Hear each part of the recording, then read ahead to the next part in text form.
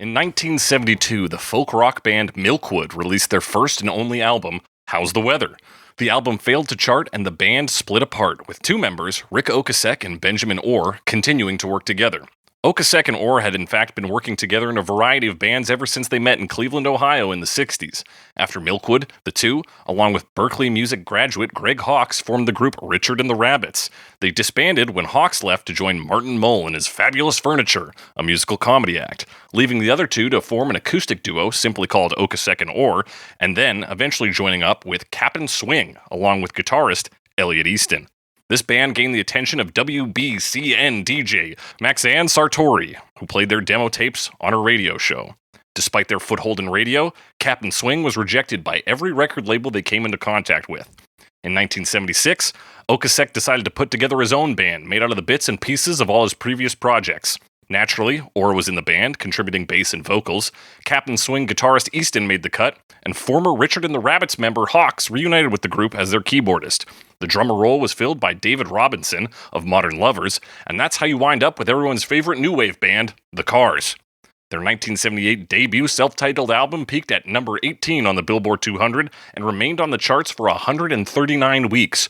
But it wouldn't have got anywhere if not for the band's connection with their radio DJ friend, who continued to play the band's demo tapes on her show. The most popular tape featured hit song Just What I Needed, along with Today's Song, which both became the most requested tracks on the station.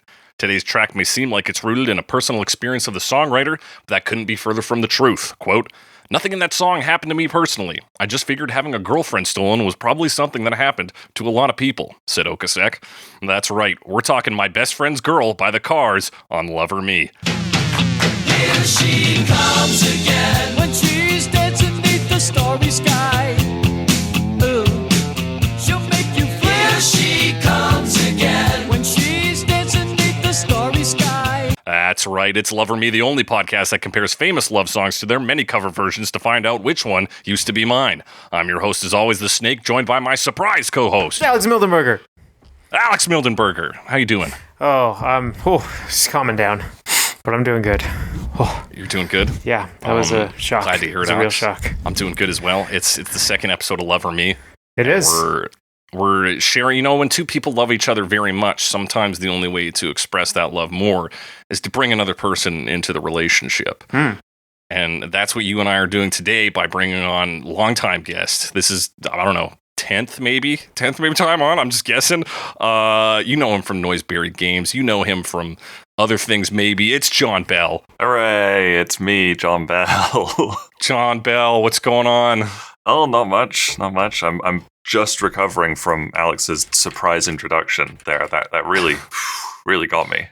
I know, big twist. You were expecting somebody else. I was. Alex Mildenberger's back. Phew. Better than ever. Wouldn't be the show without Alex Mildenberger. That's what I always say. That is what I always say, too. John. Hey. Thrilled to have you back on again. Thank you. What's new in John's life? What's new in John's life? Yeah, that's a classic segment. The classic segment. God, what is new in John's life? I've got a vacation coming up at the end of February. Hey, nice. Where are you vacating to? I'm going to my parents' place in Surprise. There's that word again. Surprise, Arizona for a week. Oh, that's the name of the place. The place is called Surprise. Yeah, it's a city called Surprise in Arizona. Okay. Yeah. Nice. Just going for a week.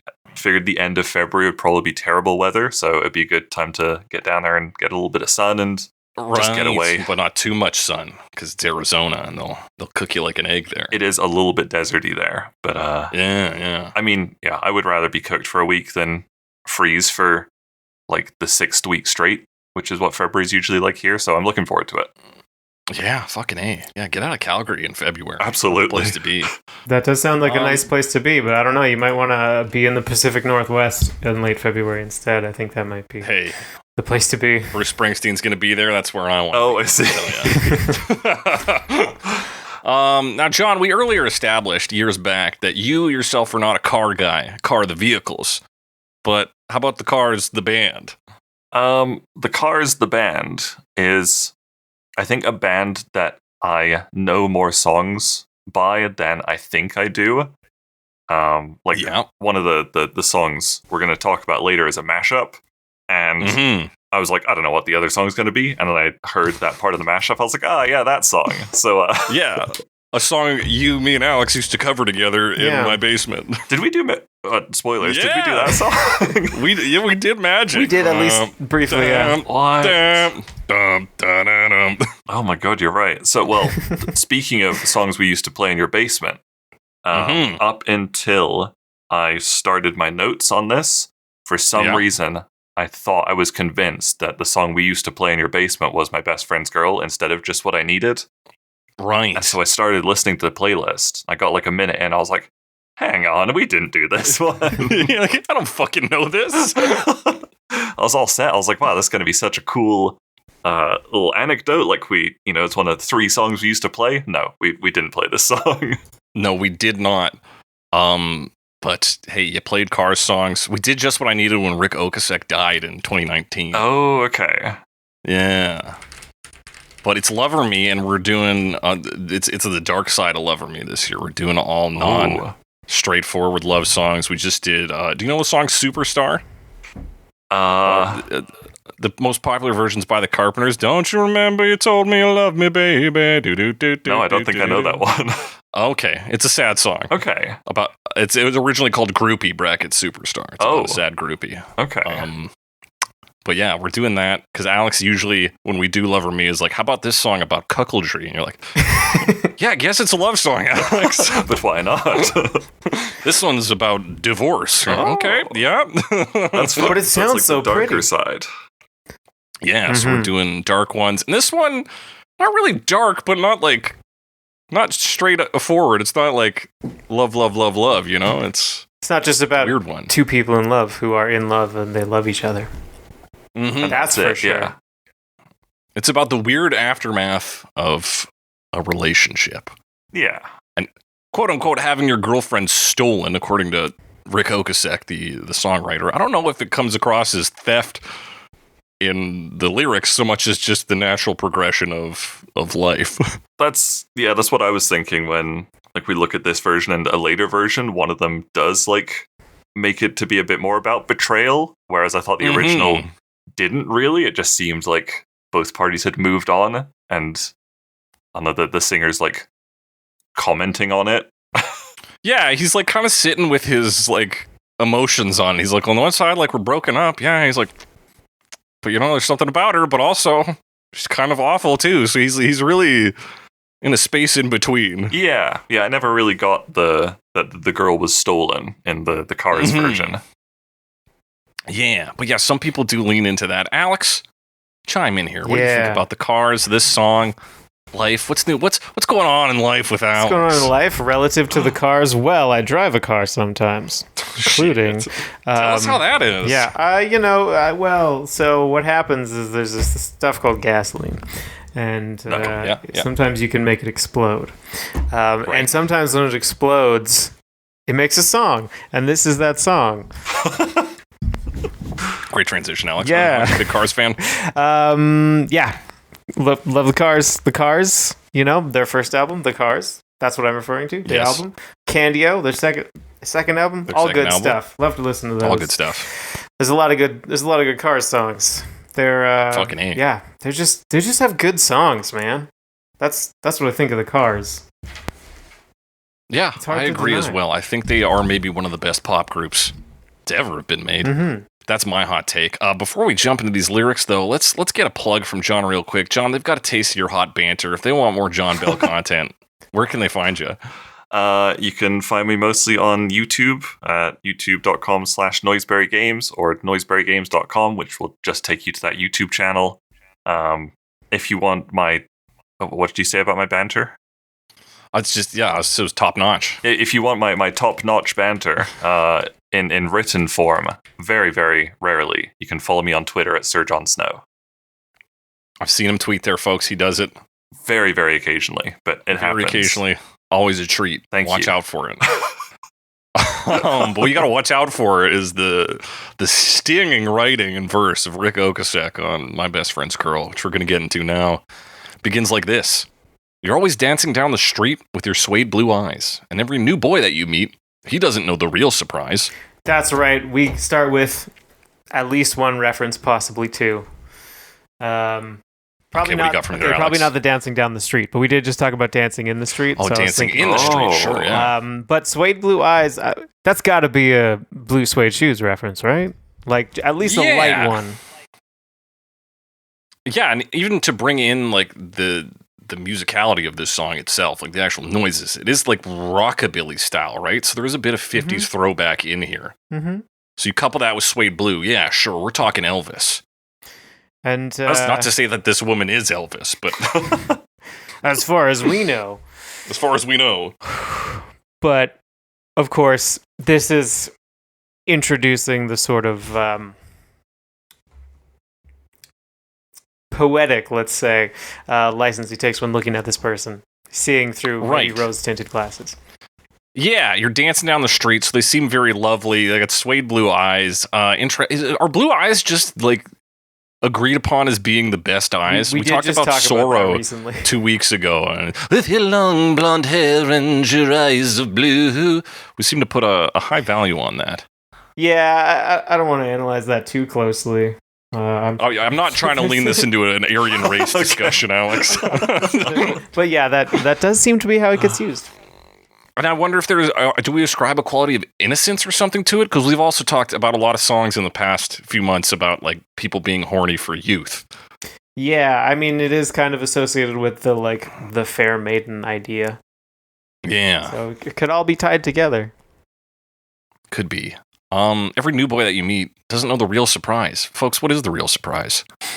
That's a good question. What surprised you?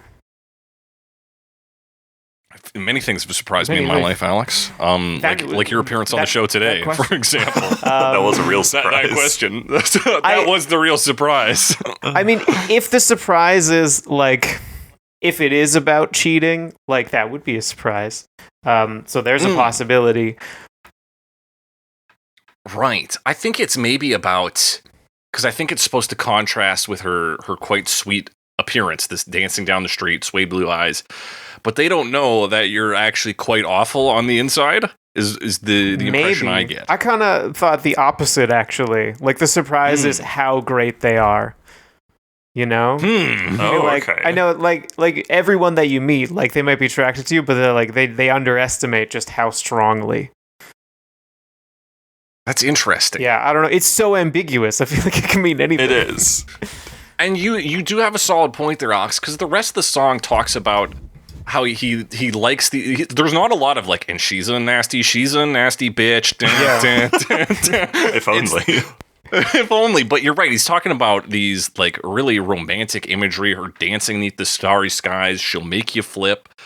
So you might be right. He's like, you don't know how far in love you're going to fall. So maybe it is like, it's not that she is cruel or evil, but that it is such a great experience. You know, we often compare loves to drugs, that once you are out of there and withdrawn from that, you're gonna be like, well, fuck, what do I do now?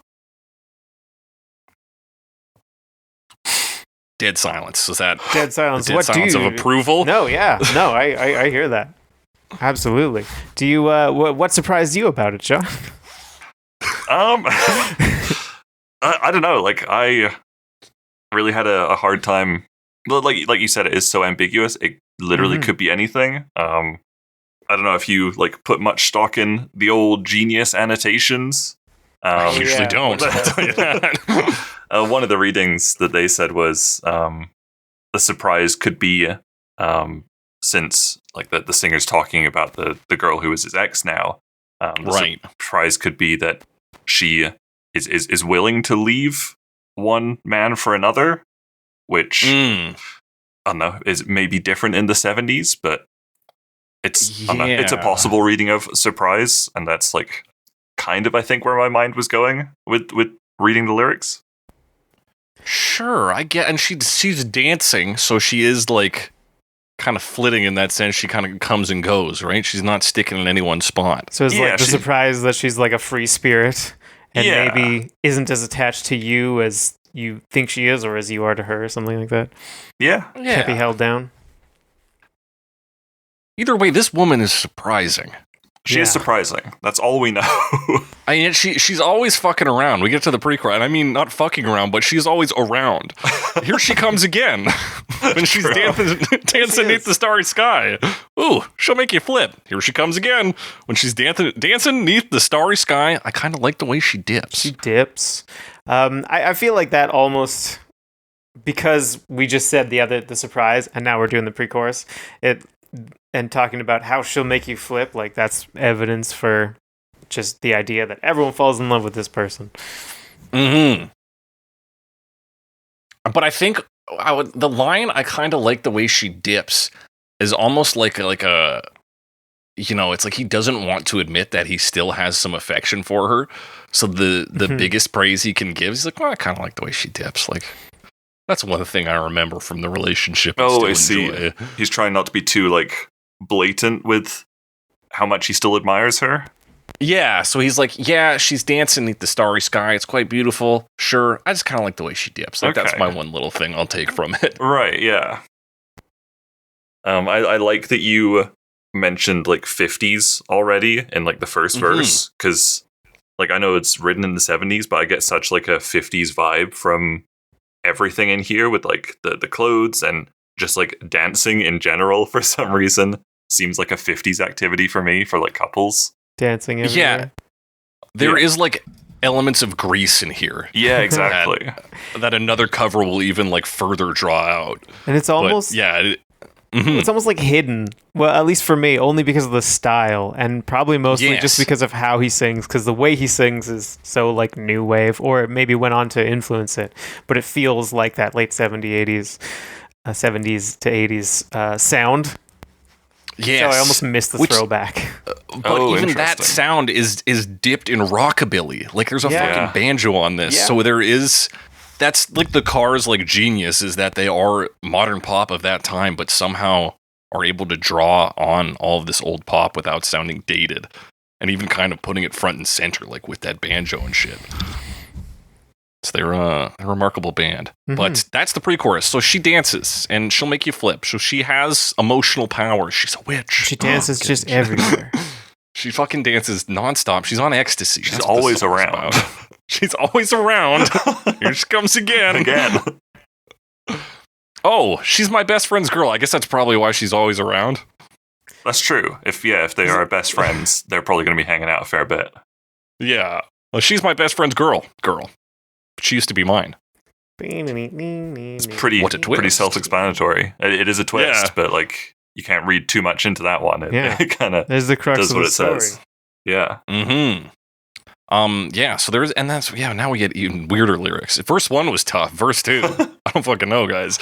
You got your nuclear boots and your drip dry glove. Ooh, when you bite your lip, it's some reaction to love. I think this is also where I get like the 50s vibe. Like nuclear boots. Yeah.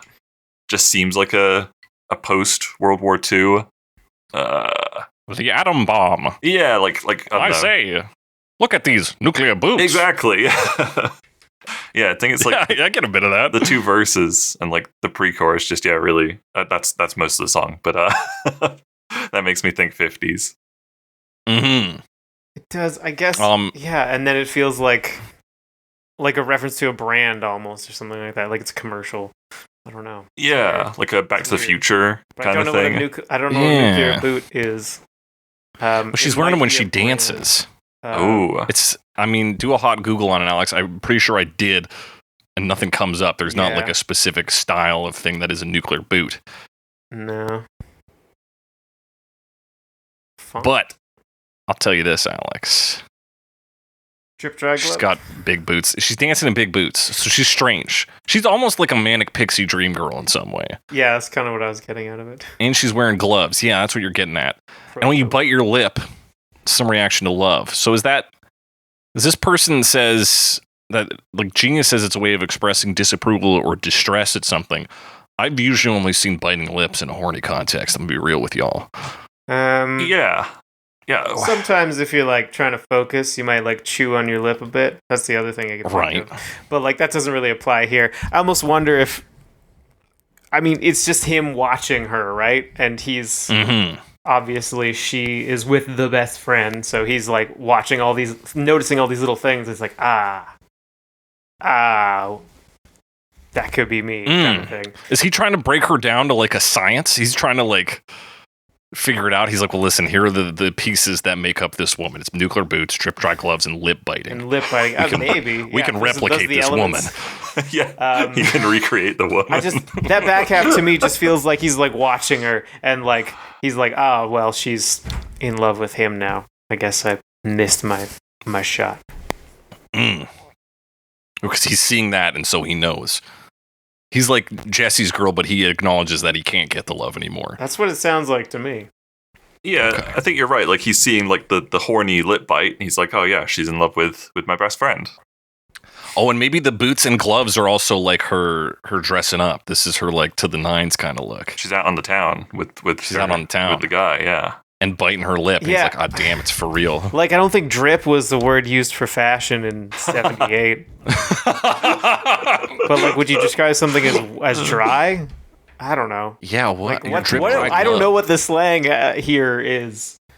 I think you can't with the Cars, especially. I don't think they were really It's like a cut-up lyric, like, or something yeah, like that. it is built to be strange, I think, and not to be of the That's time. How it feels. Okay, I've got a new reading of these lyrics. Okay, hit me with it. So, this song was written in the 70s. Yes. Verse 1, we've established that all of us agree it makes us think of the 50s. Right. So it's in the past. Yes. But after the chorus, verse 2, it's talking about nuclear boots and drip dry gloves. Very futuristic sounding. Okay, yeah. Yeah, so we've gone forward in time into verse 2. This is a girl of the future, and he's saying the story. This story of the best friend's girl repeats over and over. Thank you for coming to my TED Talk. I kind of like that. Thank you. Futurism. But she still has suede blue eyes in the presence, because every new boy that you meet doesn't know the real surprise. It's active or present tense on our verbiage there. Oh, that's true. That's the only thing I gotta point out there. But yeah, everything here is very external about the woman. We don't get a lot into her personality, except that biting her lip is a reaction to love. But even then, we are not like 100% clear on it. There's very, very few lyrics in this, honestly. Oh, for sure, yeah. Talk a little bit about her appearance, and she dances. That's right. And the hilarious part is that the chorus didn't come until he realized he didn't have the title in the song. He fucking wrote it in, like, he had a lyric sheet out and he just, like, tucked it in. He was like, chorus here, she's my best friend's girl. She's my best friend's girl. Really? Yeah, it was the last minute thing. So, like, yeah, he might have just been talking about just a girl. Mm-hmm. Interesting. Like you said, like, this isn't, like, he didn't experience this himself, right? No, he just thought it was something that happened to a lot of people. Interesting. He's like, yeah, I could write a song about that. But he didn't. He wrote a chorus about that. Yeah, and then the rest about just describing a woman who's always dancing. That's so weird. Yeah, because you're right. After verse 2, it's all just remixes of the chorus and the first verse. Yeah. There's not much else to pull out of always dancing down the street versus dancing down the street. No. There's another verse. Yeah. Eyes. So many eyes. Eyes. Maybe it is in some way about how, when a person that you were once intimate with has now left, and in this situation, quite weirdly for a person you're intimate with in a different way, your best friend, they become, the girlfriend becomes foreign. She becomes almost alien, right? She's got nuclear boots, drip dry gloves, and he's only seeing like pieces of her that he can recall or recognize. He's like, okay, there's the lip bite, which I think, if I remember right, is some kind of reaction to love. There's the dip she does when she dances. He's like, so he's just like alienated from a person that he knew and is reckoning with that. It's just like remembering little bits. Yeah, or like she seems like a totally different person with his best friend instead of with him. Maybe, yeah. Or he's only seeing like her public persona now instead of like the private persona, if that makes sense. Right. That makes sense, yeah. Because he would have been privy to both in the relationship. Yeah. And now he's lost that. Yeah. Or are we trying just a little bit too fucking hard here? Well, now that you've told me that he just slotted the chorus in, yes, I think we are. Right? Either way, they're pretty catchy lyrics. The chorus slotted in as it was. It's fun to sing along to. That's still a great song. There's a pretty girl, and it's his best friend's girl. Like, really, you just need verse 1 and the twist, the chorus, and you're like, okay. Yeah. What a fun concept for, again, like a kind of 50s styled modern in the 70s pop song. Like, yeah. What else do you need, right? I'll tell you what you need. Music. Oh, I sure do. Sweet music. Yeah. So this yes. song, just want to throw this out, produced by Roy Thomas Baker. Yes. That's a pretty cool thing. Who's that, Alex? He did, I think, Queen's first 5 albums, or at least 5. Yeah. Maybe not first Queen, 5. Queen 2, Sheer Heart Attack, Yeah. A Night at the Opera, and Jazz. So that's a big thing. Well, you skipped out He's like done 3 a ton albums. of work over the years. Yeah, he's, I don't know, he's busy because he's also worked with Guns N' Roses, Alice Cooper, Foreigner, Oh my Pilot, God. Ozzy Osbourne, Devo, The Stranglers, Dusty Springfield, Cheap Trick. In 2005, he produced One Way Ticket to Hell and Back by The Darkness. What? I can't Yes. believe I haven't heard this name. I know Roy Thomas Baker, never heard it in my life, but he's That's clearly insane. a very good producer. We'll be Jeez. talking about production. He also produced, this is a novelty for people who listen to our Moon Age Daydream episode, the Arnold Corns' Man in the Middle, the B-side for their second single. The Arnold Corns, of course, being the band that was the band before Ziggy Stardust and the Spiders from Mars. Oh. Yeah. Corns. Oh, yeah. Fun thing to note about this song, it has a riff that guitarist Elliot Easton accidentally stole from the Beatles song I Will. I don't know. He accidentally stole it? Yeah, he says he subconsciously borrowed the riff from the Beatles song. Okay. And if you listen to him, it's pretty clear. It's I think it's the it's that like little bridge he does. Interesting. I feel like that would probably have been a bigger deal back in the 70s, but now like we're like 50 years on. There's only so much like original music you can make at this point, you know? Like now every song is just an Elton John remix. Exactly. On the radio. Yeah, okay, I hear that. But slower. Slow, yeah, but it's so clear, right? Once Yeah. you play them back to back, you're like, oh yeah, that's exactly the same. Interesting. I wonder when he realized. Yeah, I probably like first time you heard it on the It's gotta radio. I happen bet all the time. it's There's one of this- those things like when you can't fix it, you're like, oh damn, Yeah. it's out there forever. Yeah, when it's far too late. I heard a song on the radio at the gym this morning, and I think it might be. I wasn't told. I didn't see who it was. It might be Panic at the Disco, and it's like it's Last Christmas. Like at the beginning, started I was like, Oh, really? Christmas music now, and it was just this other song. It happens. Weird. It happens. It does. It really It does. happens. But what happens in this song, besides theft from the Beatles, is So a much sort of stuff. muted guitar rhythm on the opening there. Dun, dun, Don't. dun, dun, dun, Yeah. dun, dun, dun, dun, dun, dun, dun, dun, dun. And the clapping. Yes. Gotta love the Clap. clapping. I always fuck up the clapping, but it's so simple. Yeah, well, they trick you a bit, you know? I never noticed that the hand claps were only on the left channel. I've Yeah. just noticed that now, Me so neither. thank you for that. Yeah. How can you? That's what a one-handed clap sounds like. Oh, you're right. Up on one side. There you have it. Yeah, but it's just like that strumming, and I think also bass. Yes. Like there is like a muted bass there. Yeah. Boom, Mhm. boom, boom, boom, boom, boom, boom, boom. And then we break from that. We get the first verse. She's always dancing down the street. You know, this is like textbook new wave because these guys were at the forefront of Oh it. yeah, So the vocals are very much in that style. And then you get hit with like the fattest, dumbest synth to get into the chorus. oh yeah. It's so new wave. Yeah. Yeah, great slide down. Those backup vocals. Here she comes. again. Oh yeah, it's all good stuff, man. Yeah, and then this straight up 50s rockabilly guitar. Boom.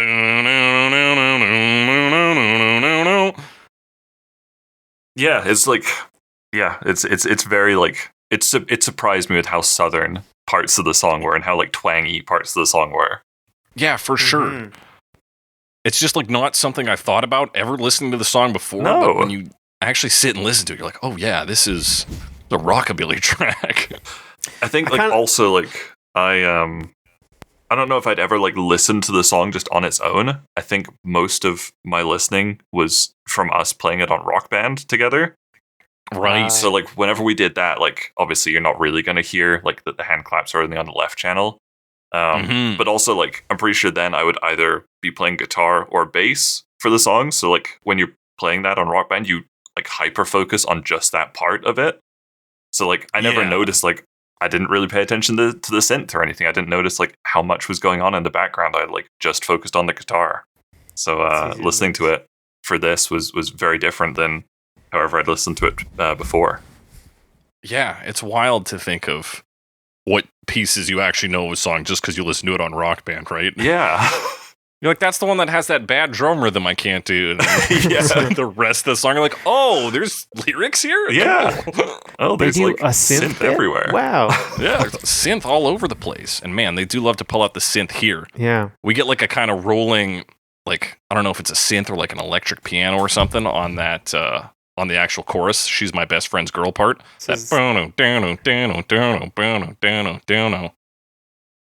It's a keyboard. Yeah, it sounds more like electric piano-y to me, but it could be synthesizer. I don't know. They got Hawks here credited as keyboards. So. Yeah, but it's mostly just chords at that point. Yeah, because he did both. Because, sometimes you got to do both. Yeah, he was also a saxophonist on that album I mentioned in the beginning, Milkwood's How's the Weather. What a strange album. What a strange album. Have you listened to it, Alex? It's kind of like Crosby, Stills, Nashy, right? Yeah, and it's not bad. And you hear little like proto pieces of the Cars on it, but it's like in folk rock. You're like, what the fuck? Yeah, it's very strange. It's very strange. I didn't check it all out yet, but a little bit. No, it's a pretty fucking long album too. But this is the chorus. This is the chorus. Yeah, tell me, Alex, what's going on? Yeah, I mean, it's like we said, the keys are mostly just playing those like quarter notes, and sometimes it'll be bum bum ba da da da, kind of that. And then like guitar is also playing chords. Like it's more like we're playing quarter note chords basically. Yeah. Which is kind of what you would do in a chorus a lot of the time. Yeah. Even it out. Yeah. And then after the chorus, we get the I Will by the Beatles bridge. Yeah, the little like rockabilly riff. Yeah. And then that synth sticks with us for the second verse. Yeah, a little faster now, though. Yeah. Then we get...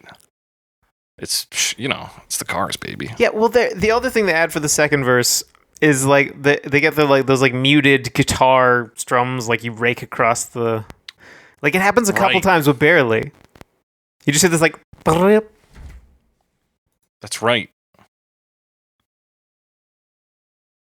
They do a lot of muting because like I remember because we used to play Just What I Needed. Like that starts off with muted guitar strums as well. So it's obviously a.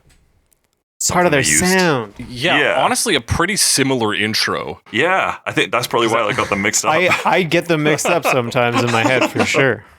Yeah, I think I've definitely heard one come on the radio, and I'm like, oh, it's the other one, and then it's like, no, idiot. Yeah.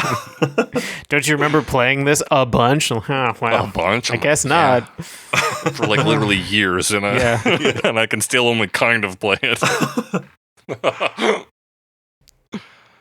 Alex, what's the next interesting thing that happens in this? Something I didn't know. Well, because we're on the pre-chorus again. Yeah. There is. Oh, I just wanted to say how much I like the riff, basically, and how much I like. I mean, the concept of it, where it's like kind of off doing its own little riff while the rest of it's happening. It just doesn't really. It's like it doesn't care what the rest of the song is doing. Yeah. As opposed to a lot of the time, what'll happen, especially in busier songs, is there might be a simpler riff, but when someone's singing, you'll go down to chords or something like that, and then play something more complex between lines. But not this one. They decided they're doing whatever the fuck they want. Yeah. That's the Cars, baby.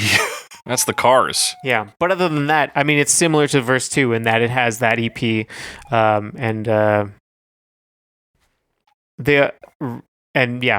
It's got the riff going on, obviously. So it's just a little higher up because there's a little more going on now. Yeah, and then we jump into like a very obviously like electric country toned guitar solo. Yeah. Yeah. Like, yeah, very bluegrassy, southern rock.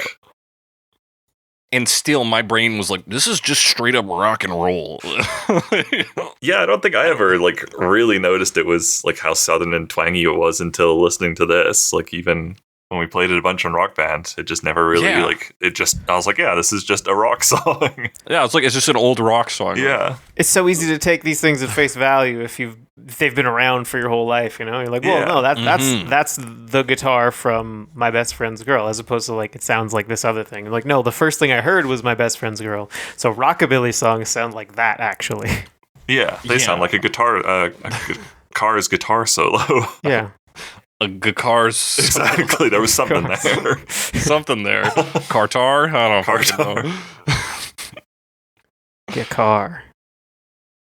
Yeah, we get the repetition of verse 1 as a kind of like a kind of breakdown. You get that rhythm synth and him just doing his dancing down the street. Yeah. The piano here, the whatever synth EP whatever, is an octave higher in the third verse. Yeah. How about that? Man, you want to talk about a weird thing about octaves with this song? Yeah, let's talk about a weird thing about octaves with this song. Originally recorded in E major, the master tape was sped up to place it in F major. Yeah, that's... What?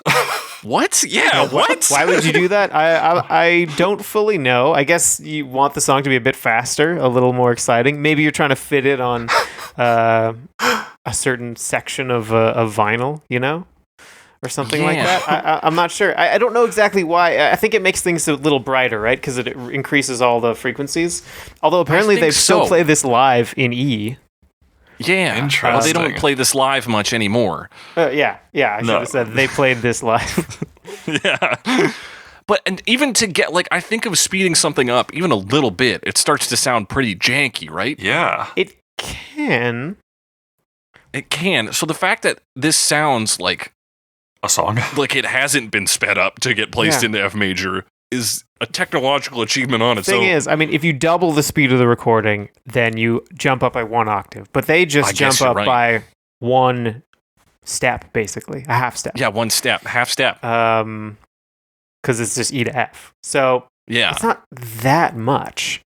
I guess. And I know I was trying to learn a song one time, and I could not figure out what the notes were.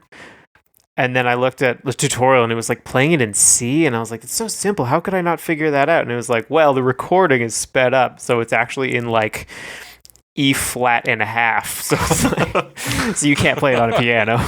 Oh, God, how would you ever figure that out? Guess you have to know. Yeah, you have to know. Yeah, gotta be in the know. That's how you protect your music secrets as a musician. Yeah, change the speeds. Yeah, fuck up your instruments, change the speeds. Yeah. Hope something good comes out. Play with hope you can remember how to play. Yeah, play with a penny as a pick. Yeah.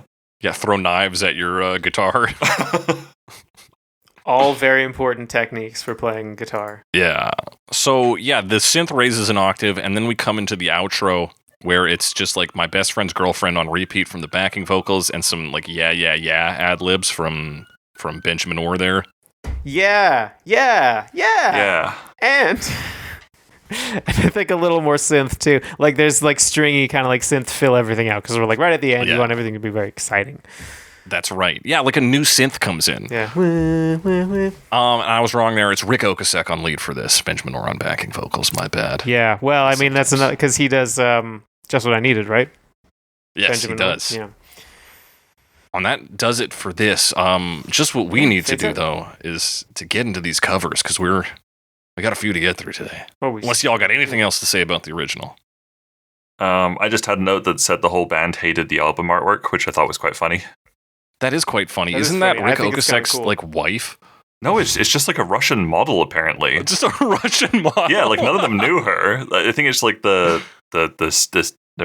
record company or something like gave it to them, and they were like, "This is your album artwork," and that's it. And they hated it. That's it. They hated it because it's such a it is such a record exec move. You guys are called the Cars. Here's a hot lady behind a wheel. You're like, okay, great, great. I just thought that was funny. I thought about the Candio artwork. I think I don't remember which member, but one of the members of the Cars did every cover after the first one. Okay, that might be. There's one member who like picked the name too and was like big into fashion and things. I can't remember which one, but that might be the same guy. I find this Russian model like scary and demented, which I think hits into the Cars vibe. True, this, like almost pop. Yeah, I can see at the time being like, we don't want this, but I think it is aged well. Yeah, I it think captures something. Yeah, it's pretty iconic. Yeah, it's very recognizable. Yes, it is. What is also recognizable is that this is an easy song to put into punk rock, which is what our friends Bickley do. Is that correct? No, just kidding. We're talking about Nirvana first. LOL. Yeah. 1994 Nirvana.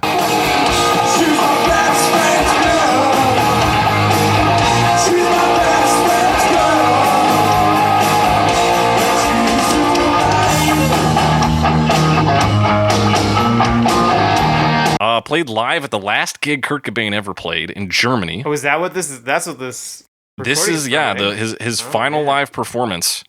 Rumors say that the Cars songs were some of the first Kurt Cobain learned to play on guitar. Rumors being the YouTube comment section on this video. Some people also say it was I believe a Black Sabbath tune was the first one he learned to play. I did find another source that said this was one of the first songs he ever learned. I think it was on like some Nirvana site. Okay. Which is like, still not perfect, but better source than YouTube comments. Better source than a YouTube comment. The difference between like the first and one of the first is like not that much, right? Like he probably didn't remember exactly. The first song he ever learned. An instrument, you want to play like 6 different songs. So okay, I'll try a bit of that. I'll try a bit of this one, and try and find something that sticks. So I can see him going around. Yeah, one of the first he ever learned. Yeah.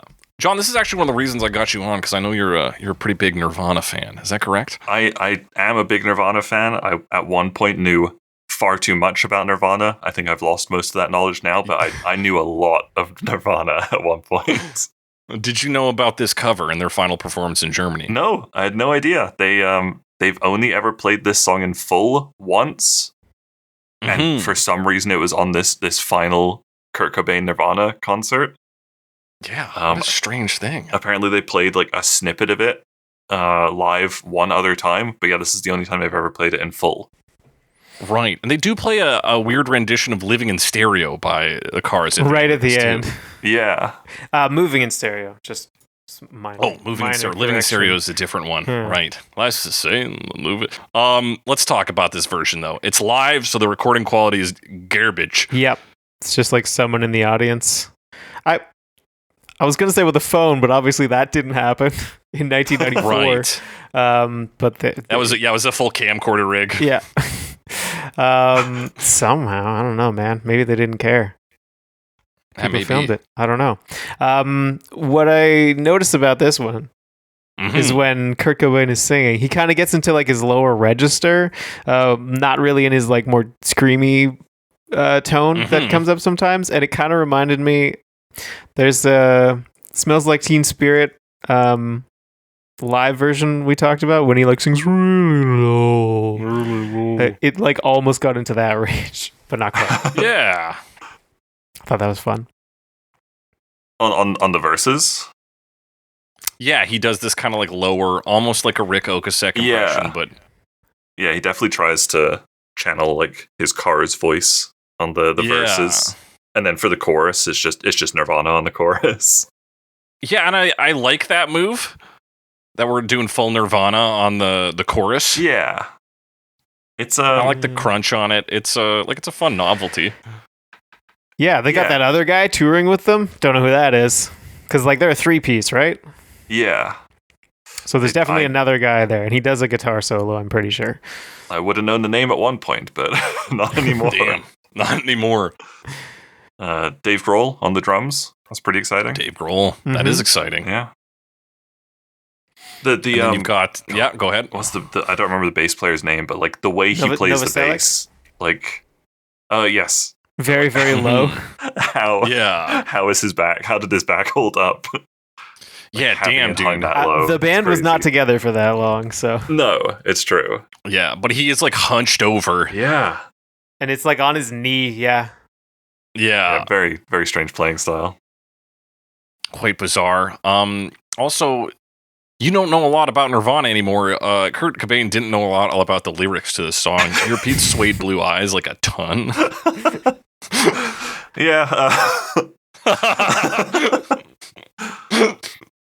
Yeah, that's, it gets through it. It's kind of Nirvana-y, I guess. This was 1994. Like, it's punk they were baby. Very, very famous at this point. Yeah, I don't think. I think there was like infighting with the band at this point as well. So I don't know like how committed he would have been to live performances at this point. Performances, yeah, I can see the whole thing being pretty like tongue in cheek for him, being like, "Look at this pop song, I'm gonna fuck up for you guys a bit, but you'll still love it." Yeah, and I think like I don't know, I don't think it was on this tour, but like I know he hated "Smells Like Teen Spirit" after a while, and he used to like start playing it live, and people would go like, "Yeah, it smells like Teen Spirit," and he would just play More Than the Feeling instead because it's like basically the same. The same chords. So yeah, I don't know. Yeah, like tongue in cheek sounds about right for this. Yeah, I mean, especially with the end where they just like fuck around and kind of do Moving in Stereo. Yeah, like with noise just like rock, a bunch of feedback, and they're like, "Life's the same, moving in stereo." Like they're just messing around. I think. Then, everybody's screaming for an encore at the end. So did you look up the set list for this at all? No, I didn't. No? This is the first song of the set. Really? Yeah, they open with this. I don't know why. That's it. People are already shouting encore? I assume they took the encore bit from like a different point. Yeah. Yeah, it's very clearly like a cut. Yeah. Because they did post this on the official Nirvana YouTube channel. But yeah, that was the first song in the set. And this was like the last day of the tour. And the only time they played it. Very weird. Very weird.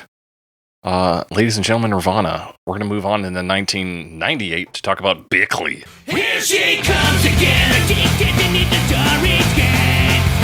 She make you feel she comes again. When she's taking in the storage can. I kind of like the way it did. But she's my best friend, girl. The punk rock band from Houston, Texas. Who derived their name from Robert De Niro's character in Taxi Driver, Travis Bickle. You guys seen Taxi Driver? No. No, me neither. Okay. It's a class. You seen The Joker? Yeah, no, I haven't seen that. But I haven't seen that. No. I haven't seen any. I've seen what? These are You've never seen a movie in your life. Movies? Yeah. So imagine a series of pictures played so fast that it imitates movement, Alex. Oh wow, that's a bit far fetched, honestly. I know, but technology is amazing.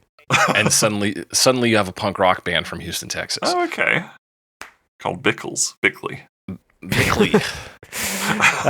Yes, I had to look up the album because it sounded like innuendo, and it is.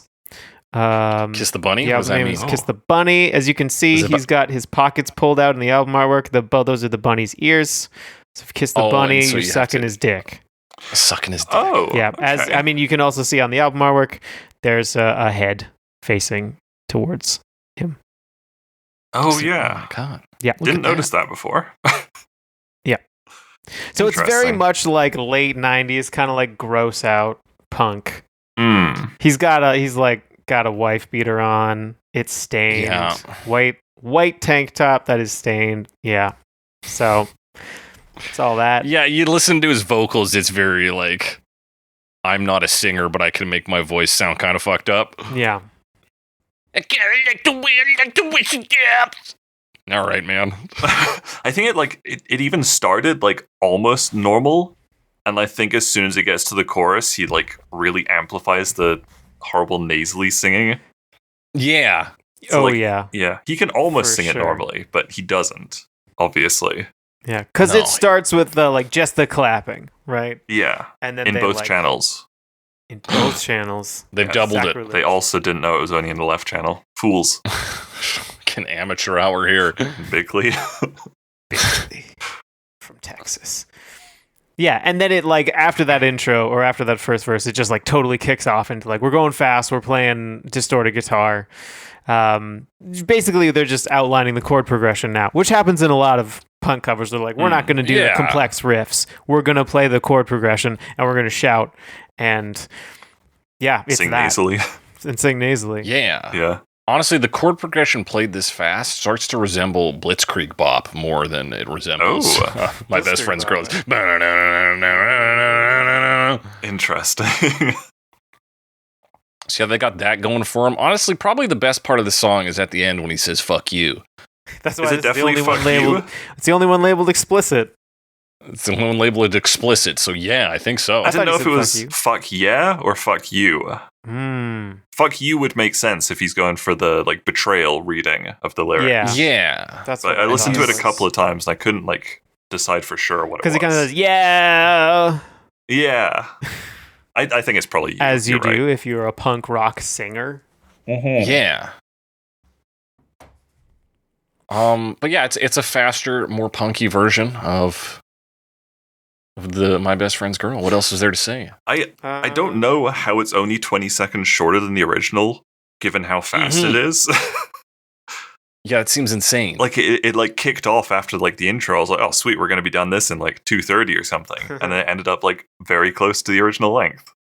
Yeah, they put a guitar solo in there, so you know. Yeah, and the outro, which is illegal in punk rock. Yeah, and then you got the outro. The outro's just long, because they slow it back down again right at the end. Yes, yeah, they do.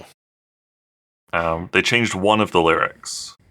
What do they got? They changed like the way she dips to like the way you dip.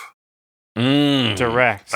That was the only change I noticed. Direct. Addressing the girl now. Yes. It is. I mean, in terms of like tense or like it's or perspective, it's a bit unspecific because it does say you're always dancing down the street, and then, well, I guess the pre-chorus and the verse have different perspectives, but.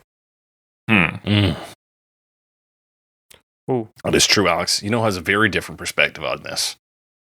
Hayseed Dixie in 2002. Here she comes again when she's dancing beneath the starry skies.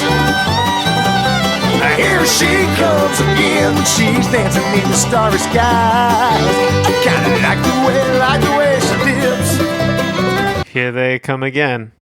Here they come. Is this the first time I've got to talk about them? No way. You had to have talked about this one before. Maybe. Like, I know they've been on here, like, probably so more than me. Yeah, probably. But yeah, we talked about them before because, of course, the pun is AC/DC, but for hillbillies. Like, AC/DC. Genre is rock grass. You remember the AC/DC collection now? Yeah, it's happened enough times. Okay. Yeah.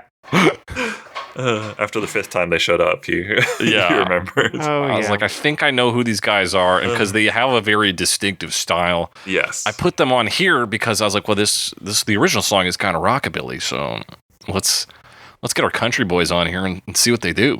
Yeah, honestly, and not like a far out reimagining of it, like compared to some of other songs they've covered.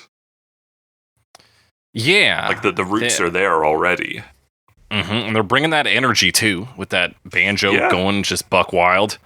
And he's got a fine, twangy voice, like he knows how to sing in key. Yeah. My best friend's girlfriend. My best friend's girlfriend. It's all there.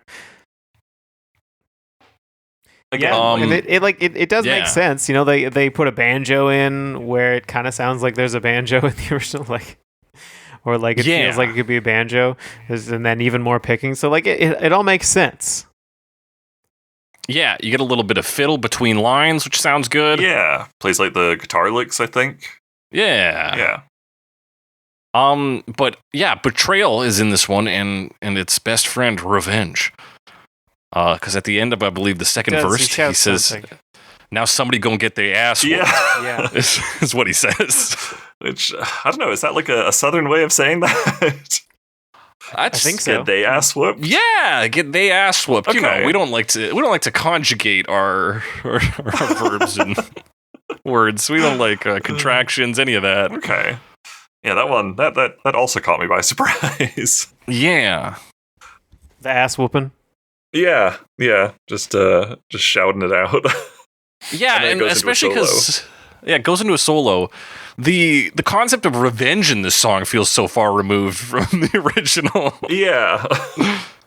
Yeah, the original almost feels like he might want to, but feels like he can't. Like, he still calls this person his best friend. Yeah. It's not his ex-best friend, and he might be upset, but he's never like, and I'm gonna fight him because of it, right?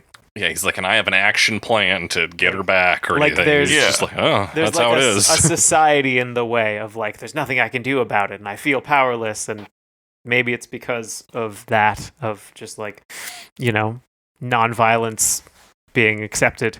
Whereas maybe this is just the more rural version where they're like, we solve our own problems kind of thing, Like, we're not not as frowned to the same upon. social norms in our right. part of society. We're taking justice into our own hands here. In Nashville.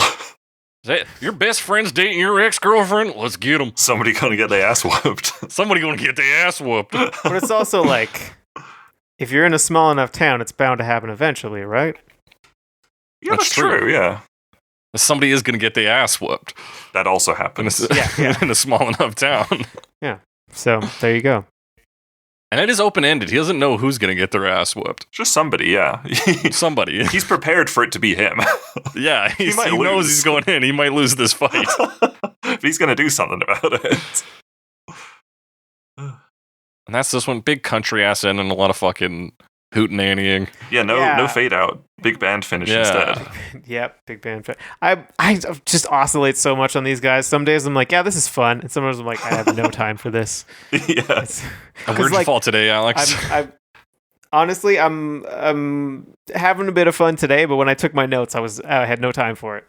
So interesting. It changes quite a bit. I'm like, they definitely have their thing, and like that's their thing. And if you're not in the mood for that thing, like they have nothing for you. That's the thing, right? And it's like they do it. You give them any song, you're like, I can make this into rockabilly, little bluegrass, and you're like, no, try something different. They're like, no, it's too late. It's bluegrass now. Like, okay, sometimes it works. Most of the time it doesn't. But hey, this one worked out for you. Yeah, they still go in. Yeah, maybe. I don't know. When was their last release? Hayseed, Dixie. 2021. 2021? Actually, they got a 2022 single here. Oh, okay. Some heads are going to roll. So I'm going to say yes. Just their 2021 album, the album artwork just has their name written in papyrus font. Yep.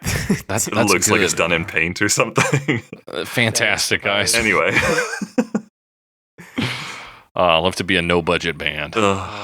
But hey, you know who has music, songs, covers?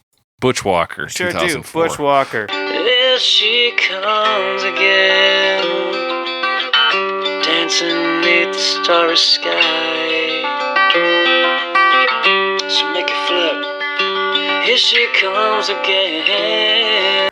What a character, this Butch Walker segue. fellow. Yes, tell me about him, Alex. Well, I went into at first I was like, some guy, Butch Walker, and then I remembered I'd heard this name before. Mm-hmm. And I had heard his name referenced as a producer of like rock and roll music in the kind of late 2000s and then onward. And he's done a lot of music production. He's produced Fall Out Boy, Avril Lavigne, Weezer, Pink, Taylor Swift, Green Day.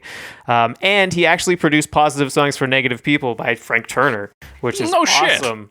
I think, and I'm a huge fan of that. So that's pretty cool.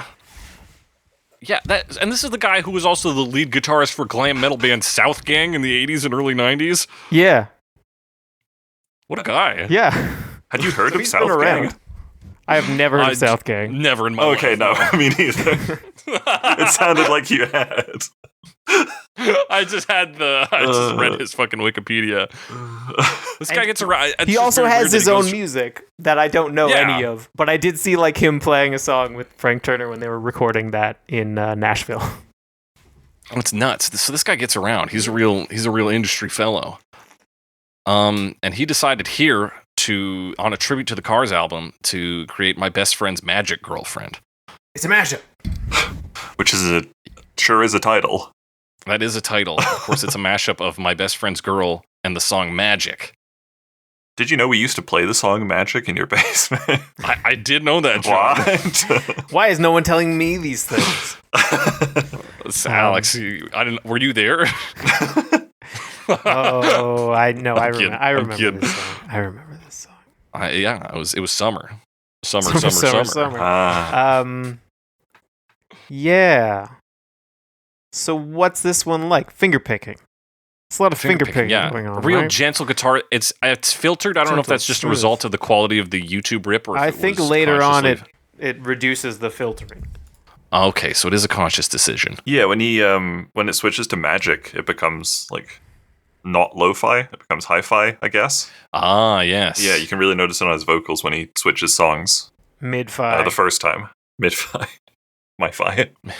My-fi. Right. So yeah, we get this like kind of scratchy radio presentation, like his voice is through a filter too. Which kind of makes sense with the like old school feeling, you know? Mm-hmm. 50s rockabilly. 50s, and it's real wistful. He's like, oh yeah. Yeah. Here she comes again, my best friend's girlfriend who used to be mine. Yeah, it even starts with like a big like breath. Like he's kind of like preparing himself to sing about this.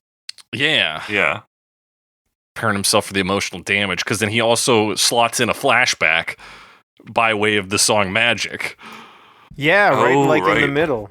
And the transition's very smooth. I didn't even notice it at first. And he was suddenly singing a different song. I was like, when's he going to do the other song? And then I realized he had already changed. Oh, it happened. Yeah. Yeah. I was impressed by that. Yeah, I thought it was a pretty like slick medley. Yeah. I mean, some medleys can feel, very jarring, but this one is just like one into the other and then back at the end, right? Mm-hmm. Yeah. So... And we get these spacey synths. And you're right, he comes in much clearer. Alex, can I get a read on that? Is that theremin? Or is it just synth? Which part? Right before the chorus. In the right channel this time. Think it might be a slide guitar? Okay. Yeah, I think it is a slide guitar. He has some interesting sounds, at the very least. Yeah. It gets that kind of like tape echo quality where like the echo, the actual like fidelity of the echo fades and it's just kind of like noise in the background, even though it's still sort of repeating the same thing, but it just doesn't last.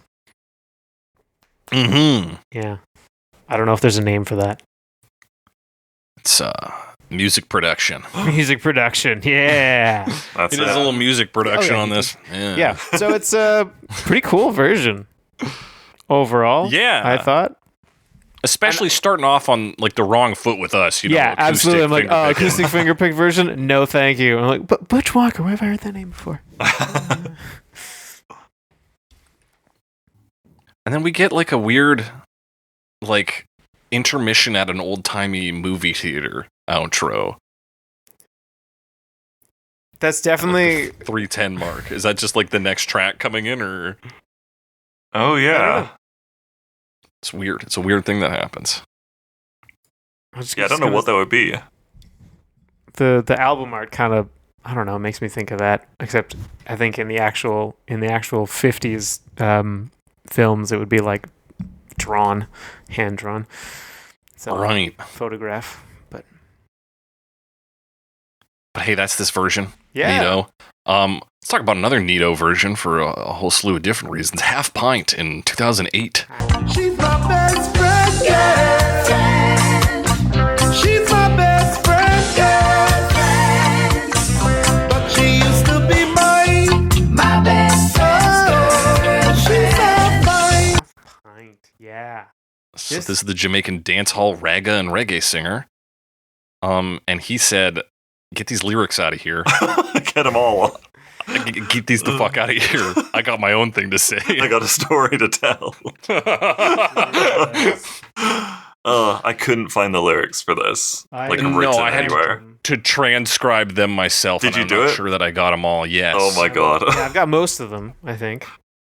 Okay, Alex, do you want to maybe yours are a little more organized than mine? I'll give it a shot. All right, verse 1. She's always looking real good, drinking lemonade in the shade. Every rude boy passes by, giving her the eyes. Yes. Rude boy. Goodness mercy me. She's so hot she moves me on or possibly off the spot. Yeah, I wasn't sure on that either. He's moved in some relation to the spot. Yeah. Around. With her skimpy top and pants to match. Skimpy. Okay, I missed that one. With the Says that she's all that with her. Match. Okay, yeah. I really love it like that. Is that what he says next? Really love it like that. I think so. I apparently didn't. Okay. Put that one in. I've got the bumper and the clicks make her hard to resist. Yeah, so I wasn't sure what a bumper and clicks were. Because that's what I heard as well. But I'm thinking it might be... Okay, I'm thinking like butt and nails. Oh. But I don't know. Okay. Just a guess. Alex, good guess. Right? I couldn't find any information on those two slang terms. But that's what I'm thinking. The way she swings and swirls sends passion and love through my world. Yes. Ever since that crazy fight, I've been trying to make it right. I never should have trusted my best friend. Ever since she went away, I've been crying each and every day now. I know just what to do. I got to get... I assume it has to be back. It sounds like he says, I got to get fuck with you. Yeah, I heard back. Got to get back with you. And that's the big change on this one. Yeah, that's the new lyric. So it's like very different. It's not very different, but it's more explicit about how he's feeling. How he feels. And of course we paint perhaps a more traditional Jamaican woman with a bumper and clicks. Perhaps. Yeah. It's and her skimpy top and something else? Pants to match. And is that what moves him somewhere around the spot? In relation, she's so hot, she moves me off the spot. It's her hotness, on the spot. With her skimpy top and pants to match, yeah. Okay. Yes. And we got rude boys in this song. Not just new boys, we got rude boys. Yeah, I was trying to look up, like, rude boy is a slang term I've heard before, and I think it's, like, either Jamaica or even reggae specific. Yeah. And I'm not 100% sure what it means. I think generic enough to kind of refer to just about any dude. Yeah. Yeah. Okay. just fellas. Yeah, exactly. It's all the fellas. It was fun. I thought like the lyrics worked fine. Like they still grabbed the idea, they put it in his very like own cultural twist. Mm-hmm. And I like the singing on "Goodness Mercy Me." Goodness mercy me. That part. Yeah, it does a good job of putting you in a very, instead of what I feel is like a 50s America, it's a little bit more modern Jamaica. It translates pretty well to this reggae sound. Yeah. You know? It does, yeah. Slows it down a bit, especially like... okay, remove note about how I need to take notes on that section. In the intro, like the drum roll, there's like a tight snare and that like cymbal. I don't know. They have like... It establishes very quick that this is a reggae version. Yes. But you still get that right bump, like the muted guitar part. Mm-hmm. Yeah, while also being like, this is the Cars track. He comes in, he sings My Best Friend's Girl. Yeah. We know what's about to happen. Mm-hmm. And he kind of sets us up to get thrown off by these lyrics. She's like, okay, singing the regular song. True. We get the riff. And then it's different. And then he's like, boom, how about this? You ever heard about drinking lemonade in the shade? Like, oh, no, I haven't. No, but that sounds great. Other cool sounds, stuff you get on reggae a lot of the time. Cool sounds. Yeah. Where are we? I have this written down. There's like wah effect on the guitar. Fan of that. Nice little like clavinet or jazz organ thing. Of course, the skank. I love the skank. The real woody xylophone sound. Or possibly marimba. Talk about his best friend's girl like that, Alex. I mean, I wasn't gonna do it. I'm glad you did. He put it in the song. You get these backing vocals from like a group of ladies. That's nice. That's fun. I like that. It feels like a very fun version. Yeah, it's very swayable. I could really sway to this. A very feel good, warm. Well, feel good. I don't know. It's fun to listen to. It feels warm. Version. Yeah, feel good even though he's talking about crying each and every day. Yeah, it's a feel good version to listen to. Probably not for him. Yeah, not for him. But even he doesn't resort. Nobody's getting their ass whooped in this version. That's which true. is, I think, comforting. Yeah, even though this one he changed the lyrics to be a lot more about betrayal than the original. Yeah, I should have never trusted my best friend. We do have questions here. What happened? Yeah, he will regret it till the very end. So maybe somebody is going to get their ass whooped. It's possible. He's just he not knows that he saying has it. to get back with her. Yeah, we just don't. We don't know by what means. Yep. There's also yeah, a new section. Yeah, go ahead. There's a new section. What section is that? There's a little like solo thing. It goes we ain't talking about. Yeah, I love that section. Alex. It's like just that little melody on the guitar, and there's some keys. It doesn't last very long, so it just goes kind of back into the verse after that. But it's fun. Yeah. And that wow. Oh man, it's all there. It's all there. Yeah, it's a pretty neato version. But let's talk about Chad Hollister in 2009. And here she comes again when she's dancing beneath the starry skies.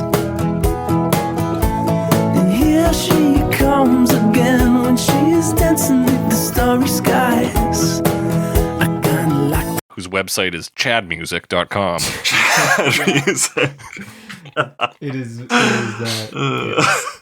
Extremely Love listening to a bit of Chad music. Chad music. Chad That's music, amazing. Yeah. Looking at this guy's description, he's like been around for quite a while and has apparently played with or opened for or whatever quite a lot of famous musicians, but I'm not familiar with him.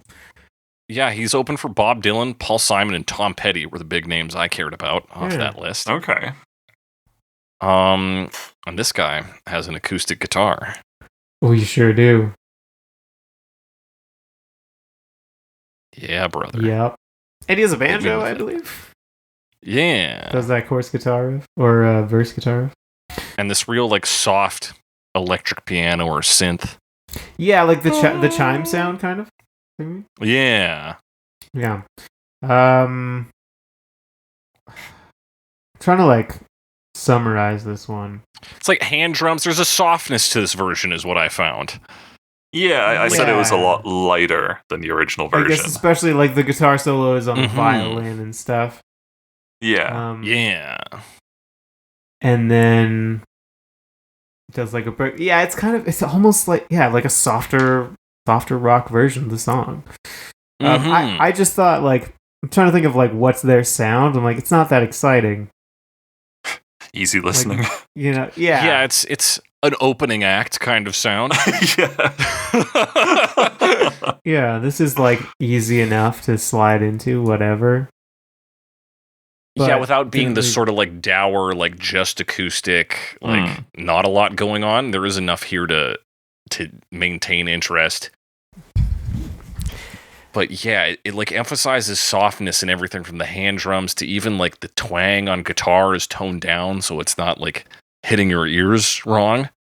He wants to be very gentle with you as he tells you this story about his ex-girlfriend.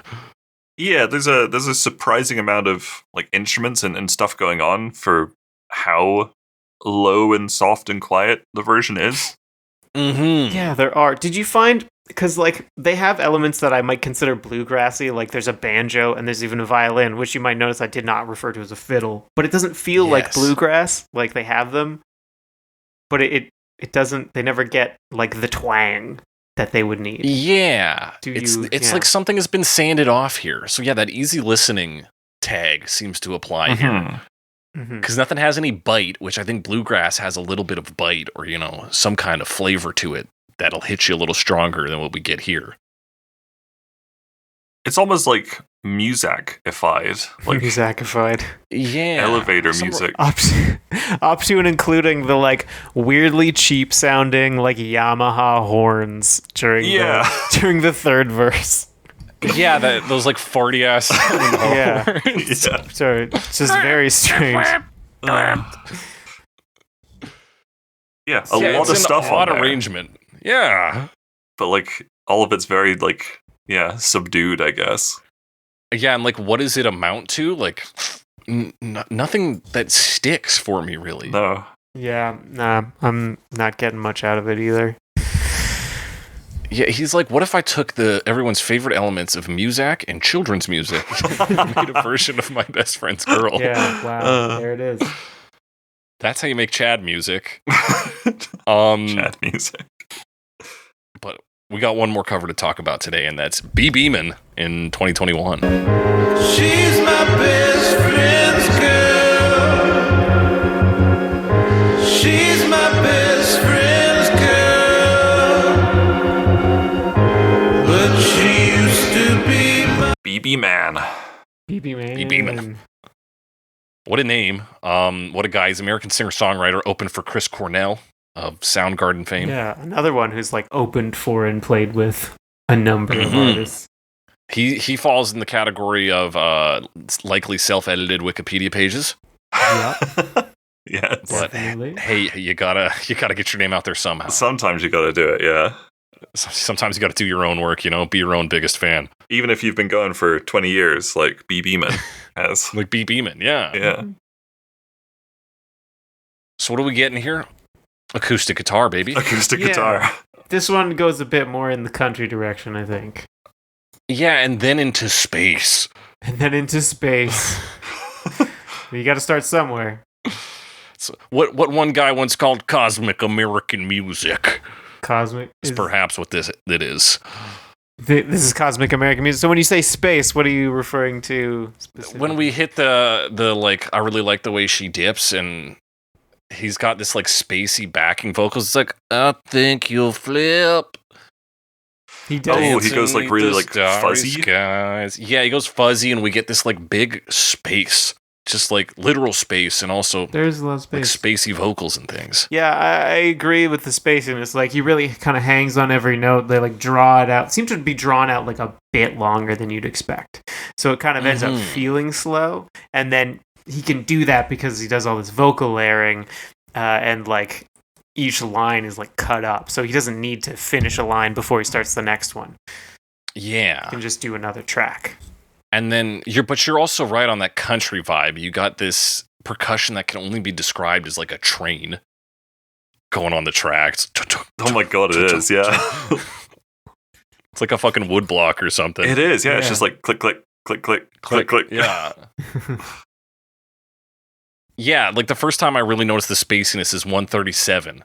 He goes like, I kinda like it when she dips. This song is what happens when you're thinking about your ex-girlfriend on a train when you just took like a small dose of acid. Small dose, microdose. Just a little bit, like a microdose. You're kind of like looking out the window and things are getting fuzzy. Yeah. I'm wondering with this version, do you think he forgot to like speed it up like the Cars did with the original version? It kind of sounds like it's the opposite of that, right? Yeah.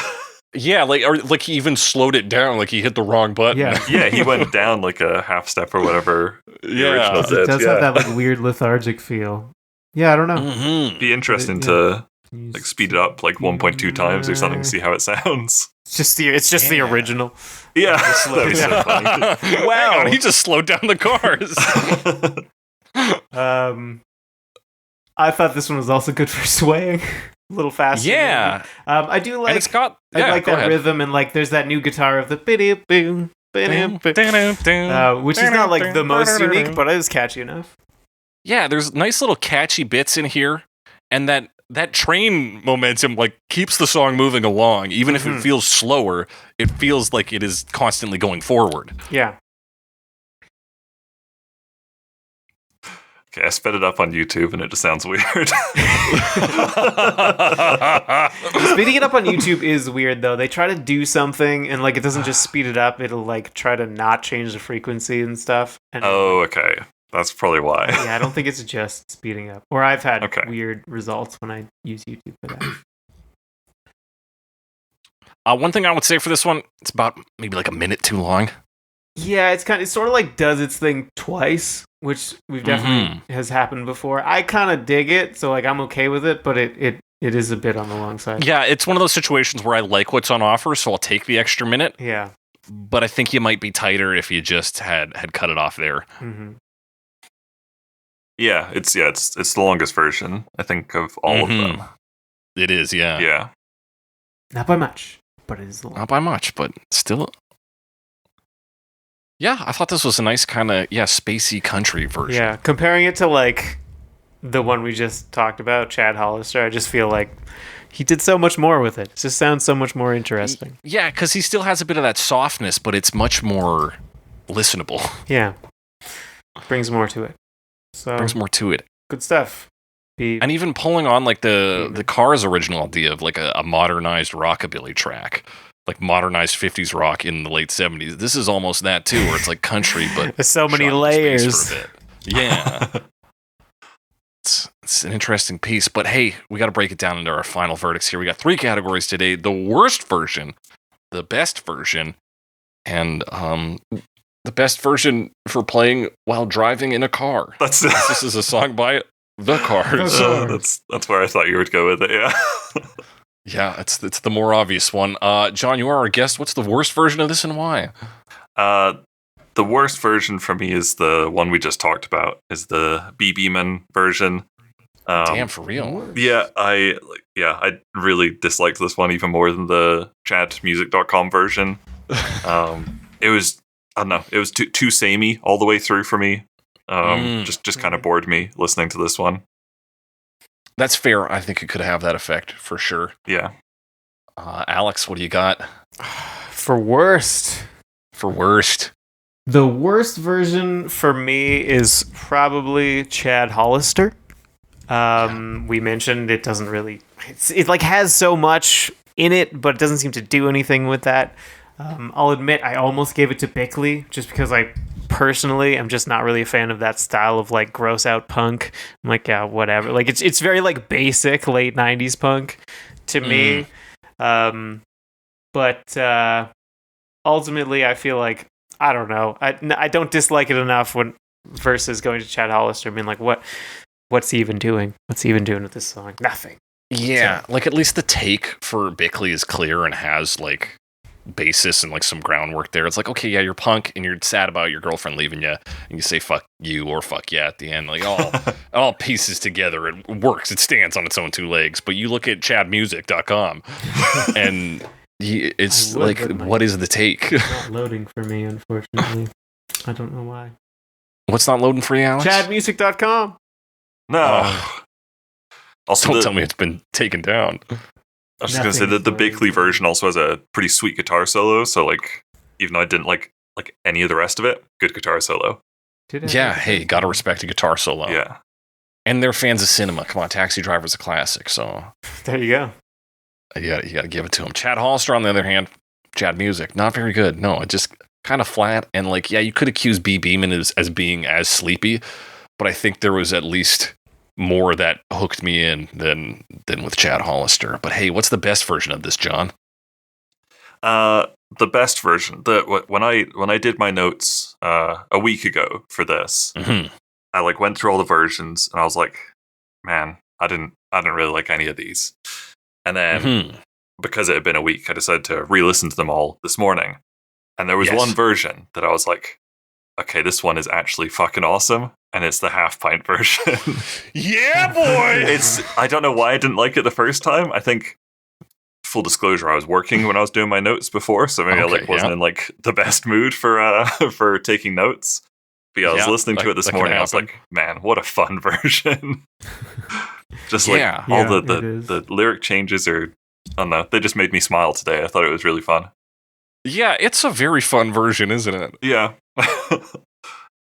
Yeah, and just like, because they change all the lyrics, and then at first you're like, no, what are you doing? And then he paints just this weird, different picture that is still somehow so similar, and it's fun. It's fun. Maybe that's why I didn't like it at first, because like I was expecting the original, and then bam, it's like totally different. But when I like re-listened to it, I was expecting the new lyrics, so I enjoyed it more. Yeah. Yeah, because I think I gave it a second listen. Second time around, I was like, goodness mercy. Alex. Yeah. Best version. There were a couple I actually liked here. I was thinking about giving it to Bhiman, but I'm not quite. Not quite, because I think... Now John dunked on it too hard. So you should if you want to, Alex.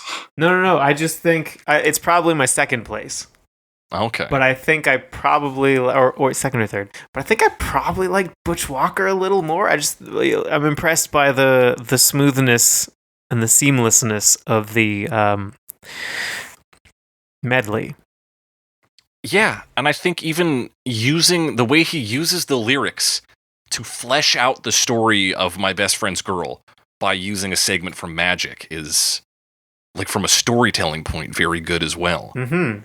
So musically, it's seamless. Lyrically, it's also pretty seamless, and he makes a pretty solid version. He uses some neat production tricks to kind of shift between the two. It's very compelling, the Butch Walker version. I agree. I think you both have hit on what are truly the best versions on this list. Mm-hmm. I think Half Pint, for just the raw listenability, like, and thinking about the original as a pop song that I like to sing along to. Yeah. Half Pint makes me want to sing along. Yeah. But thinking of music as storytelling, I do think the Butch Walker one is a cut above. It does a lot with a song that forgot to even have its chorus until the last minute. It's a tough decision. Better pick Hayseed Dixie out of Panic. Alex, you called it. It's Hayseed Dixie, baby. Hooray. Let's just make more songs bluegrass. Come on. Yeah. Hayseed Dixie, my best. All right. The final category, you're in your car. You're driving. You're driving the car's car. It's the same car that Russian model's driving in the album. What are you playing from the car? Your actual car's album fell out, unfortunately. You're pulling out the CD, you hit a bump, and it dropped out the window, so you can't play the original. Oh, no. Well, luckily, the only other album I have in the car's car is a tribute album to the Cars. It's the Butch Walker version. It's the Butch Walker. I just like the lo-fi sound, and I feel like that makes me think of driving an old car, like the Cars, I guess. That's true. Yeah. Sounds like an old radio. And it has a bit of that coming through the radio feel with that Yes. filter. So you're listening to a song by choice, but it's kind of like it's coming through an old radio. I like that. Like you're going through a tunnel or something, so it like gets a little bit fuzzy for a bit, and you come out the other side, and it clears up for the magic lines. Yeah. Yeah. Solid pick. Alex, what's it going to be? You're driving in your car. I'm driving in my car. I feel is the roof down or is it on? What kind of car are you driving here? Is the car's car? Does it have a roof? I don't know. Is there a roof? Let's say there is. I don't know why. Oh no, you know what? Well, I mean, I'm gonna actually start to say words at some point. You're saying words, just not like very interesting ones. I was enjoying the sounds. In the tribute to in the Butch Walker album cover. The sounds were soothing, but you know. The Butch Walker album cover, it is a convertible. It is a roofless car. It's a different car. So it's Half Pint. That's what I'm trying to say. I feel like it's a good one to play. I mean, if the top's down, it's the summer. You know, you might be sipping lemonade in the shade. And you're on island time when you're driving. Exactly. Get that wind in your hair. Got some relatively chill music, and having a good time. Hell yeah, solid choice. Once again, you guys have picked the best choices, leaving me with nothing but trash, unless I want to look like a poser and pick something you picked. So I'm going to double down on Hayseed Dixie. Yeah, why not? Why not? You know what? Same reasons. You can sip on lemonade while listening to Hayseed Dixie. You're sweating, the roof's down. Maybe it's a carriage even. Maybe it's a hooded wagon. Ooh, you know, horse-drawn. No, it's the car's car. Oh, okay. That was the question asked. It has to be the car's car, or else I'm cheating. It's pulled by a horse, though. Yeah, like Back to the Future 3 style. It's pulled by horses. That does it for our final verdicts. You got different opinions, similar opinions. Want to talk to us about a version we didn't talk about? Hit us up on Twitter. We're still there. #CoverMePod, @JakeTheCressy, @SomeAlexWiseGuy. You can also tell John your opinions this week. It's Sir John Snow. That's Sir with an E, John with no H, naturally. Yes. That does it for our main segment. Today, I also have a bonus segment. Hooray. Today, this is a quiz called Almost Famous. Title completely original, not taken from anything else. I have several bands here, but these are the bands that artists were in before they started the bands that they got famous. Oh, God. Okay. So I will be giving the band name and 4 options to choose from, and and if you need to know what band they became famous in, I can tell you that information too. Okay. You both will pick a a number. We'll see what happens here. The first one, the band name is Bad Radio. The choices are A, Eddie Vedder, B, Kurt Cobain, C, Chris Cornell, or D, Scott Weiland. So Bad Radio is the name of the band before the famous band. Yes. So which one of these 90s frontmen was in Bad Radio before they were in either Pearl Jam, Nirvana, Soundgarden, or Stone Temple Pilots? Boy, Bad Radio. Eddie Vedder, Kurt Cobain, Chris Cornell, or Scott Weiland? I'm going to go with Chris Cornell. I have no idea, though. Okay, I'm going to guess Scott Weiland. Okay, you've guessed both incorrectly. Okay. It's Eddie Vedder of Pearl Jam, PJ. who took this new wave collective Bad Radio into a sort of funk rock direction and then left when they didn't want to work as hard as he did. Interesting. Very interesting. Next up, we have the band called Inside Out. The band's name is Inside Out. The possible men in this band are A, Trent Reznor of Nine Inch Nails, B, Billy Corgan of Smashing Pumpkins, C, Anthony Kiedis of Red Hot Chili Peppers, or D, Zach De La Rocha of Rage Against the Machine. The band is Inside Out. The guys are Trent Reznor, Billy Corgan, Anthony Kiedis, or Zach De La Rocha. God. You've done a very good job at making like all of them sound plausible because they're all from like the same kind of genre. It's also like this. I'm stealing these from a Kerrang article, and it was almost exclusively 90s acts. So okay. I might as well just pull. Well, it's a good thing I know so much about the 90s. I'm going to say Anthony Kiedis. Anthony Kiedis. Okay, one. Alex. John Bell. Is it Anthony Kiedis, Billy Corgan, Trent Reznor, or Zach De La Rocha? I was going to go Anthony Kiedis, but I'll go Billy Corgan. Okay, you were both incorrect. Damn it. This is a bad quiz. It's Zach De La Rocha with boy. Rage Against the Machine. He was in Inside Out. What can I tell you about Inside Out? Let me read this thing really quick. It's a song by Nothing. Spoon. Oh, okay. The next one is Lock Up. The band's name is Lock Up. The possible choices are A, Rivers Cuomo of Weezer, B, David Bowie, C, Tom York of Radiohead, or D, Tom Morello of Rage Against the Machine. Oh, God. Again, the band is Lock Up. We have Rivers Cuomo, David Bowie, Tom York, or Tom Morello. Tom Morello. John has locked in Tom Morello. Alex, what do you think? The other Tom, York. The other Tom, York. Okay, it's a battle of the Toms. John, you got it right. Tom Morello. Yes! Getting on the board. 1 point, 1 point. There's a point. The band is named Lock Up. Tom Morello noted that Lock Up was a band trying to do exactly what the A&R guys, managers, and record labels wanted, so very much against what Rage Against the Machine was about. Oh, interesting. After releasing the 1989 LP Something Bitchin' This Way Comes, they were promptly dropped. Oh. I don't know if releasing an album called Something Bitchin' This Way Comes is what the... what the A&R guys want? Hard to say for sure, but they were dropped by the label, so I guess, yeah. Interesting. Next, we have a band called Exotic Birds. No, just kidding. Actually, I do have Exotic Birds on the list, so I'll just jump to them right now. In Exotic Birds, is it A, Anthony Kiedis from Red Hot Chili Peppers, B, Trent Reznor from Nine Inch Nails, C, Tom York from Radiohead, or D, Rob Halford from Judas Priest? Anthony Kiedis. John, you've selected. Okay, you're both incorrect. It's Trent Reznor from Nine Inch Nails. Oh my I feel like I've heard of that one, but it's such a... It's an Ohioan synth pop collective. Maybe not. That briefly had Trent Reznor in it. The next one up is Dane Bramage. Oh, that actually does something in my brain. That does something in your brain? Is it that it's Billy Joe Armstrong from Green Day? Is it Jerry Cantrell from Alice in Chains? Is it Dave Grohl from Foo Fighters? Or Johnny Marr from The Smiths?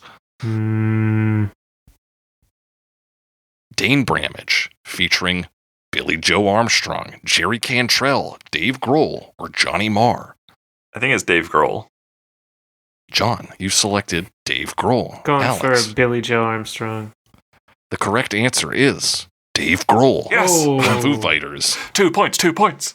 2 points. That's in 1984. 15-year-old Dave Grohl perceived himself as a guitar player rather than a sticks man. Let's see. His bandmates and with members leaving going to college band for size again to Dane Bramage. So yeah, it was like his high school band. Okay. And then his college band. Next we have Samson. The band name is Samson. John, you have 2 points. Alex, you have 0. Is it the member of Samson? Was it A, James Hetfield of Metallica, B, Bruce Dickinson of Iron Maiden, C, Dave Mustaine of Megadeth, or D, Rob Halford, Judas Priest? I think I know this one, actually. Okay. Again, I will Samson, not guess what you guess. Or should I guess featuring first? James Hetfield, Bruce Dickinson, Dave Mustaine, Rob Halford. Mustaine. You can go first. That's what Alex, you've guessed Mustaine. Mustaine. I think it's Bruce Dickinson. John Bell, you are correct. Yes. 3 points now. Oh. Bruce Dickinson of Iron Maiden. Pulling way ahead. Are there even 3 questions left? We got 1 question left, Alex. Oh, but right. you know what? This is it. This is for all the You're able marbles. to both gamble all of your points on this. I'll gamble all my points. Yep. Yeah, Alex this is is worth going all 3 in. points. All right. The final band, Vegas Kings. Is that the band for A, Ronnie James Dio of Dio fame, B, Isaac Brock of Modest Mouse fame, C, Lemmy Kilmister of Motorhead fame, or D, Brandon Flowers of The Killers? I like how, like, the previous questions, the 4 answers were very similar. And now they are not. I would have been wild on this. I feel like it's because it's a misdirect, but I'm going to go for Flowers. Vegas Kings. Is it Ronnie James Dio, Isaac Brock, Lemmy Kilmister, or Brandon Flowers? Alex has selected D, Brandon Flowers. I'll say Isaac Brock. John has selected B, Isaac Brock. The correct answer is A, Ronnie James Dio. What? Yes, he was a high school student in Cortland, still known as Ronald James Padavona, starting his first band, pop outfit Vegas Kings, in 1957. Jeez. We probably talked about that, right? We haven't really talked about Ronnie James Dio. No, we haven't. But I might have. I might have looked it up when we were talking about Sabbath. I bet there's some good rainbow color covers. Probably, yeah. Probably. We can Talk about him. definitely talk about him. That'd be sick. That does it for this segment. John, you've obliterated the competition. Yay. Actually, technically, since you bet all your points, you're both at 0. Oh, damn it. But format a little unclear. well, exactly. We'll allow it. John wins. The guest always wins in a tie, so there you have it. John, thank you so much for being on. One more time for the people at home. Where can you be found? You can find me on YouTube at Noiseberry Games, or you can follow me on Twitter at Sir John Snow. That's right, folks. And rate and review us. We're on Spotify, Stitcher, Google Podcasts, Apple Podcasts, your favorite podcasting apps. Send us your comments, questions, concerns, either on Twitter, at Jake the Cressy, at some Alex Wise Guy, or via email, covermepod@gmail.com. Tell your friends about us, tell your family, tell everyone you know, tell all the people that you see. It's Cover Me.